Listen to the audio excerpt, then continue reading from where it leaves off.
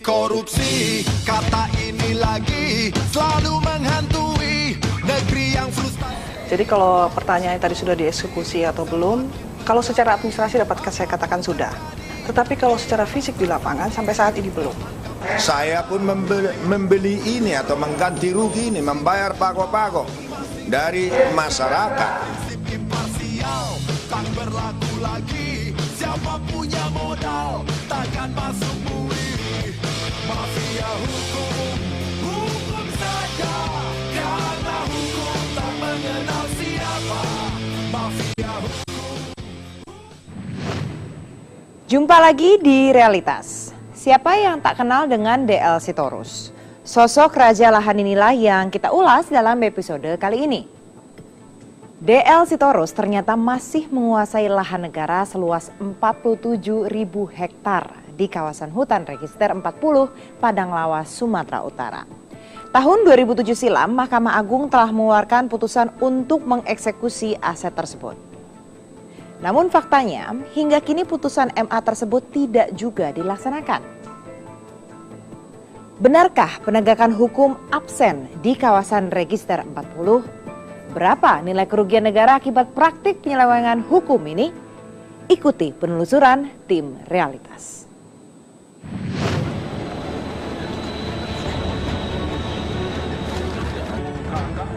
Beginilah kondisi kawasan perkebunan milik Koperasi Bukit Harapan di Kecamatan Simangambat, Kabupaten Padang Lawas Utara, Sumatera Utara. Jelang akhir Oktober 2014, saat tim Realitas mengunjungi kawasan ini, tampak pemandangan yang lain dari biasanya. Puluhan pria tampak berjaga-jaga di sepanjang pintu masuk menuju kawasan ini. Sebagian di antara pria-pria ini juga membawa senjata tajam. Mereka ini adalah masyarakat asal Nias yang bekerja di perkebunan. Menurut pengakuan dari manajemen Bukit Harapan, orang-orang ini selalu standby di pintu masuk sudah sejak 2 bulan ini. Katanya, mereka ini berjaga-jaga untuk menghalau adanya upaya eksekusi dari pemerintah. Katanya, namun tim Realitas mendapatkan informasi yang berbeda tentang pemandangan ini. Penjagaan dan keberadaan orang-orang ini sebenarnya tidak ada pada hari-hari biasanya. Itu artinya mereka tidak ada sebelum tim Realitas mendatangi lokasi ini.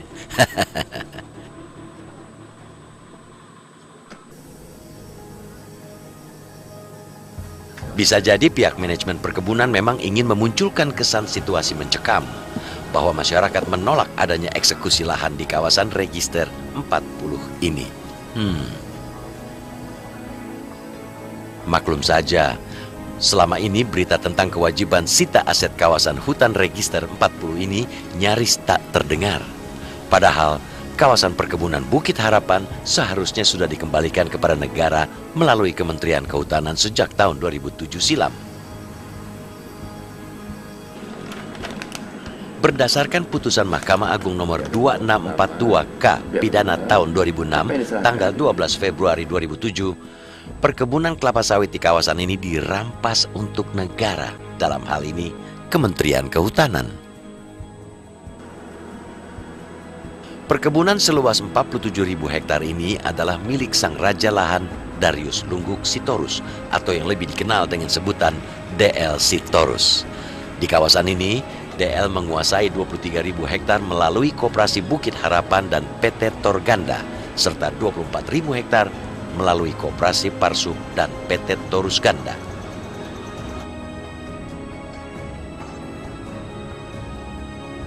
Perkebunan kelapa sawit ini dinyatakan disita oleh negara terkait kasus penyerobotan tanah alias penjarahan hutan negara yang dilakukan DL. Akibat perbuatannya saat itu, Mahkamah Agung memvonis DL dengan pidana penjara selama 8 tahun dan denda 5 miliar rupiah. Hingga 7 tahun berlalu sejak 2007, putusan MA yang telah berkekuatan hukum tetap itu tidak terrealisasi. Hingga kini, memasuki tahun ke-8, eksekusi tak kunjung dilakukan. Padahal, DL yang divonis bersalah sudah lebih dulu menghirup udara kebebasan setelah kelar menjalani masa pidananya pada awal tahun 2010 silam. Ya, memang putusan-putusan Mahkamah Agung tersebut ya sudah inkrah. isinya bahwa memang diserahkan kepada Dinas Kehutanan untuk pelaksanaan itu gitu loh. Makanya yang saya bacakan tadi bahwa pihak pertama yaitu Kejaksaan selaku eksekutor menyerahkan kepada pihak kedua Dinas Kehutanan, khususnya Sumatera Utara. Mungkin harusnya Kementerian Kehutanan, Sekyu Dinas Kehutanan Provinsi Sumatera Utara gitu. Jadi nanti pelaksanaannya bagaimana pemanfaatan ini, apakah disegel, apa itu urusannya dari Kementerian Kehutanan nanti yang melaksanakan itu di lapangan. Jadi kalau pertanyaan tadi sudah dieksekusi atau belum, kalau secara administrasi dapat saya katakan sudah. Administrasi karena sudah ada berita acara penyerahan dari Kejaksaan kepada Dinas Kehutanan, dari Dinas Kehutanan kepada Badan Pengelola Sementara yang pada saat itu ditunjuk Intani 4. Tetapi kalau secara fisik di lapangan sampai saat ini belum. Nyatanya, selama ini pihak Kejaksaan Tinggi Sumatera Utara hanya melakukan eksekusi basa-basi yang disebut eksekusi administratif. Sedangkan eksekusi fisik atau penyitaan aset di kawasan ini tidak pernah dilakukan. Alhasil, hingga kini perkebunan ini masih berada di bawah kendali penuh PT Torganda. Saya lihat di sini kan ada kemandulan dari Kejaksaan. Kenapa saat eksekusi rumah seperti biasa saja mereka berani secara gagah perkasa untuk mengeksekusinya. Nah ini perkebunan yang notabene sudah bersalah karena mengambil hutan lindung, mereka tidak berani.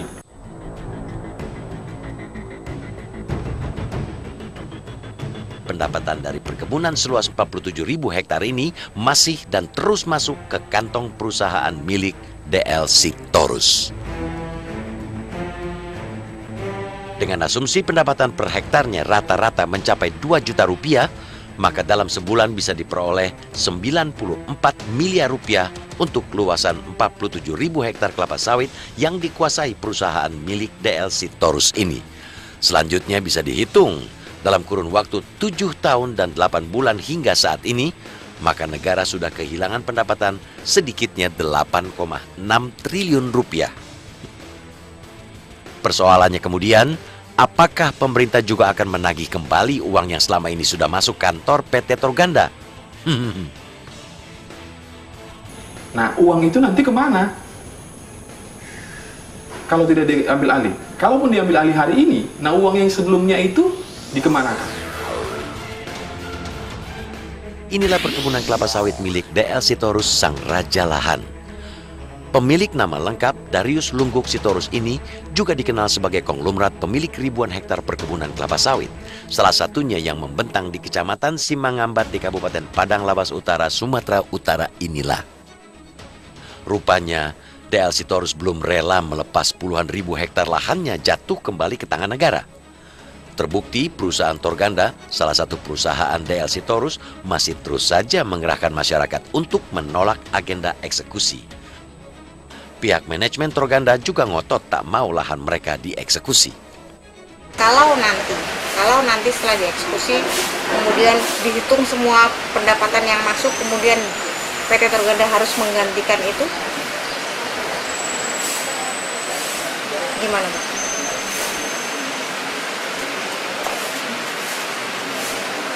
Gak kapasitas saya jawab itu. Gak kapasitas saya.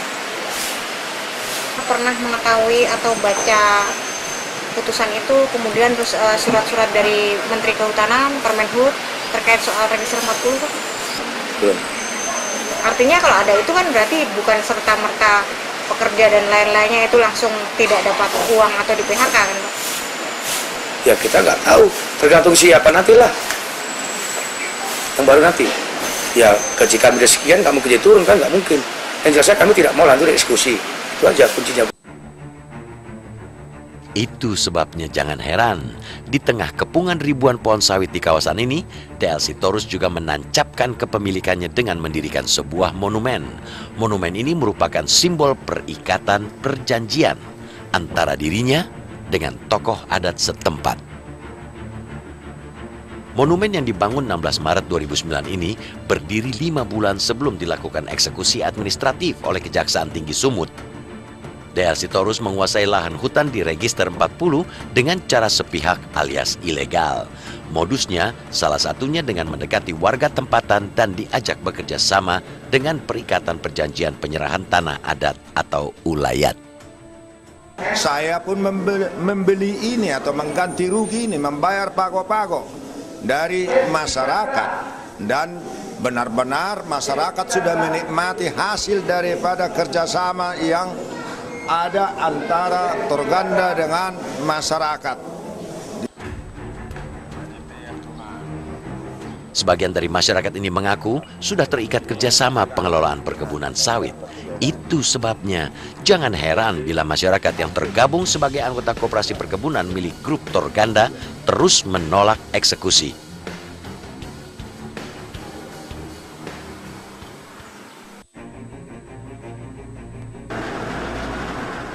Namun anehnya, kerjasama berpola bapak angkat antara DL dan masyarakat ini justru diikat dengan kontrak hutang piutang.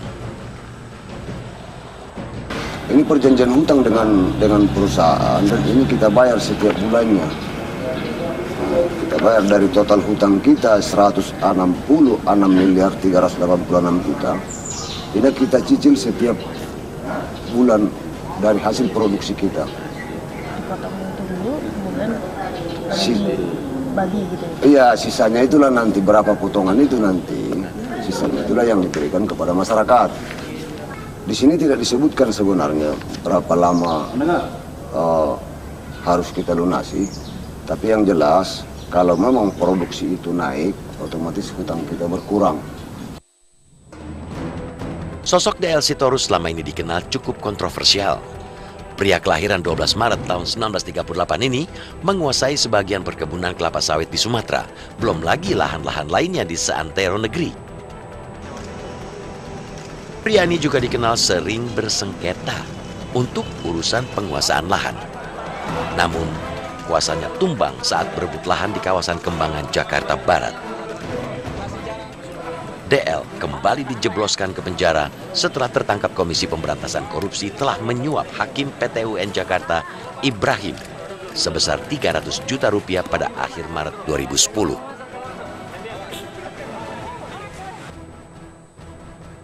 Akibat perbuatannya ini, DL akhirnya dijatuhi vonis 5 tahun penjara oleh Hakim Tipikor, sedangkan Adner harus menjalani pidana penjara 4,5 tahun dan denda 150 juta rupiah. Sungguh fakta yang ironis. Meski DL sudah 2 kali keluar masuk penjara untuk kasus yang berbeda, namun putusan sita dari Mahkamah Agung dari kasus pertamanya tak kunjung dieksekusi hingga sekarang. Entah menunggu apa lagi para penegak hukum dan eksekutor itu. Semestinya, kasus semacam ini juga masih masuk radar pemantauan Kejaksaan Agung. Kira-kira kenapa Pak kalau sampai sejauh ini selama ini Pak itu kan pendapatan dan pemasukan masih masuk ke DL Sitorus? Ya nanti kita telusuri dulu lah. Ya. Seingat saya dulu kok itu sudah secara administratif itu kayaknya sudah itu. Yang kaitannya dengan kehutanannya. Iya. Nah itu nanti kita koordinasikan ya dengan kehutanan, kejagung dan yang administratif dan fisik apa memang dikenal? Ya sebenarnya nggak ada.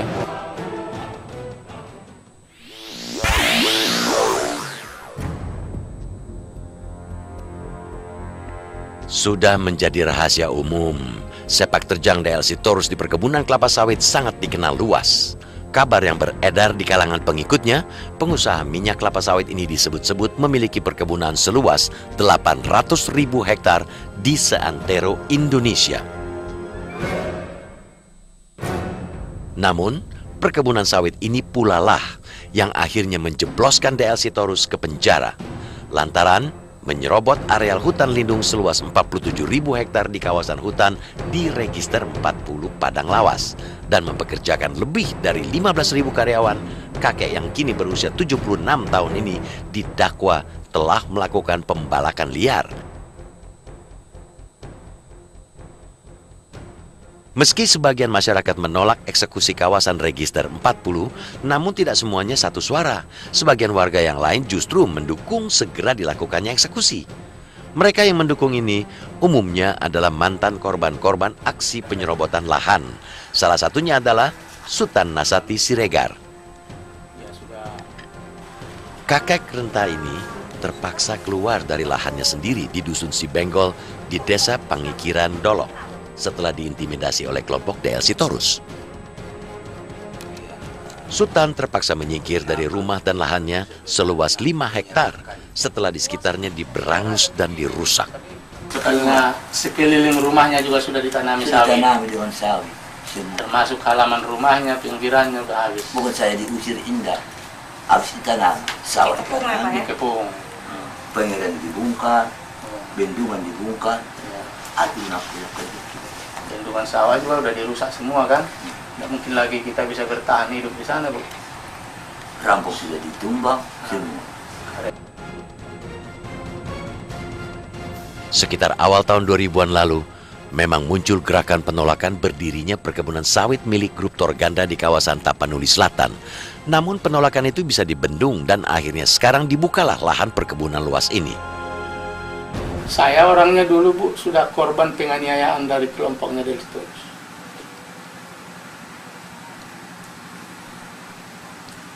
Setelah pulang kami dari Serimpuan, ya,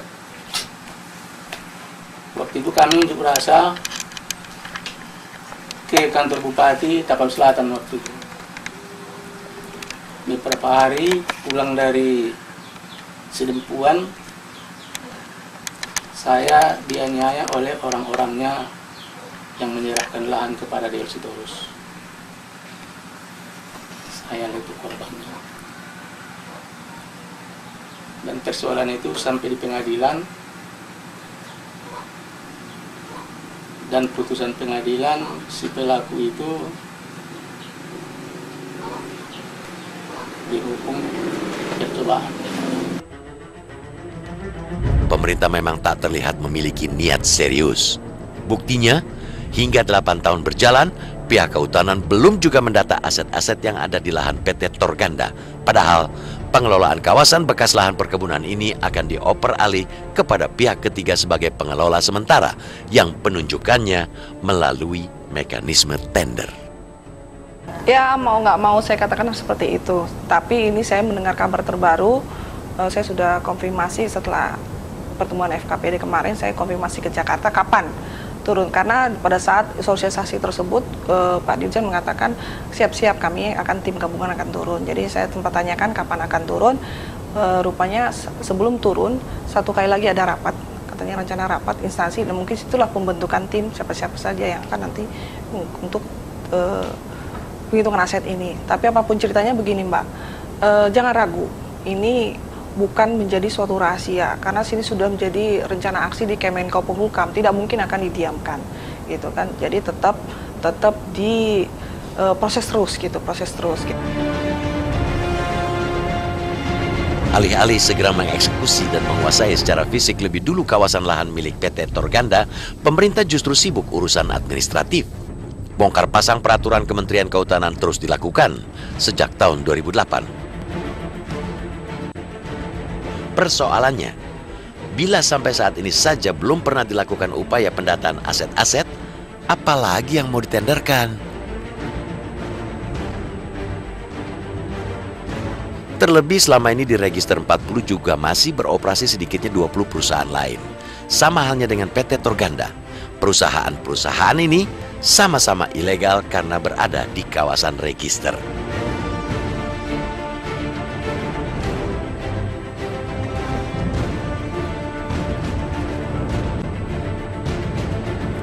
KPK memang seharusnya ikut menyoroti kasus ini, karena ini kan sudah bicara kerugian negara, ya toh? Ini kan negara dirugikan sampai 8 triliun. Nah, kalau KPK turun, mungkin kalau kita telah lebih jauh nanti, KPK juga ada menelaah lebih jauh, kemungkinan dana-dana ini yang mungkin tidak bulat ke Torganda saja, mungkin ini sudah berseliweran kemana-mana kan?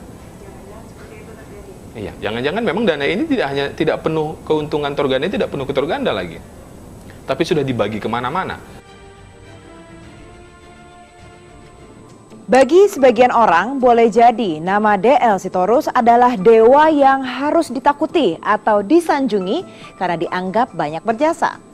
Tapi harus diingat, hidup bernegara diatur dengan hukum dan aturan. Tak seperti di hutan dengan hukum rimbanya. Perang hukum berlaku untuk siapa saja tanpa terkecuali. Pengecualian tebang pilih pun tidak semestinya berlaku di penegakan hukum. Saya Andini Effendi dan tim Realitas